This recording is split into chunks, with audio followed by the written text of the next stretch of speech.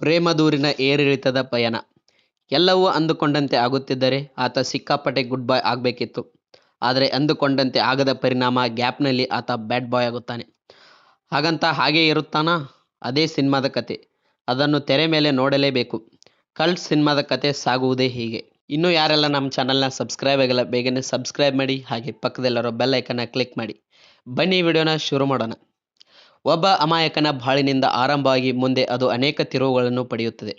ನಾಯಕ ಜೈದ್ ಖಾನ್ ಈ ಬಾರಿ ತಾನೊಬ್ಬ ಪಕ್ಕಾ ಕಮರ್ಷಿಯಲ್ ಹೀರೋ ಎಂದು ತೋರಿಸಲು ಏನೇನು ಮಾಡಬೇಕೋ ಅವೆಲ್ಲವನ್ನು ಮಾಡಿದ್ದಾರೆ.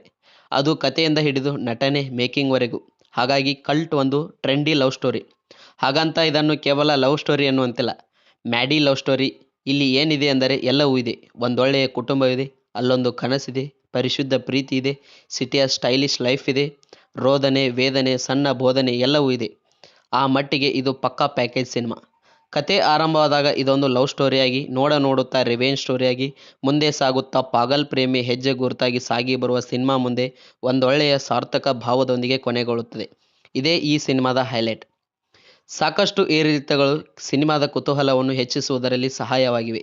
ನಿರ್ದೇಶಕ ಅನಿಲ್ ಆರಂಭದಲ್ಲಿ ಲವ್ ಸ್ಟೋರಿ, ತಂದೆ ಮಗಳ ಸೆಂಟಿಮೆಂಟ್ ಜೊತೆಗೆ ಹೆಣ್ಣೊಬ್ಬಳ ಅಸಹಾಯಕತೆಯನ್ನು ಬಿಂಬಿಸಲು ಪ್ರಯತ್ನಿಸಿದ್ದಾರೆ. ನಾಯಕ ಜೈದ್ ಖಾನ್ ಈ ಸಿನಿಮಾದ ಅಚ್ಚರಿ. ಹಲವು ಸೈಡ್ ಪಾತ್ರಗಳಲ್ಲಿ ನಟಿಸಿ ಸೈ ಎನಿಸಿಕೊಂಡಿದ್ದಾರೆ. ಮುಗ್ಧ ಹುಡುಗನಿಂದ ಪಾಗಲ್ ಪ್ರೇಮಿಯಾಗಿ, ದೇವದಾಸನಾಗಿ ಕಾಣಿಸಿಕೊಂಡಿದ್ದಾರೆ. ಇದು ಅವರ ಎರಡನೇ ಸಿನಿಮಾ ಎನ್ನುವುದನ್ನು ಮರೆಸುವಂತೆ ನಟಿಸಿದ್ದಾರೆ. ನಾಯಕಿ ರಚಿತಾ ಇಲ್ಲಿ ಗ್ಲಾಮರಸ್ ಆಗಿ ಕಾಣಿಸಿಕೊಂಡರೂ ಅವರ ಪಾತ್ರಕ್ಕೂ ವಿಭಿನ್ನ ಸೈಡ್ ಇದೆ. ಇನ್ನೊಬ್ಬ ನಾಯಕಿ ಮಲೈಕಾ ವಸುಪಾಲ್ ಪಾತ್ರದಲ್ಲಿ ಗುರುತಿಸಿಕೊಳ್ಳುತ್ತಾರೆ.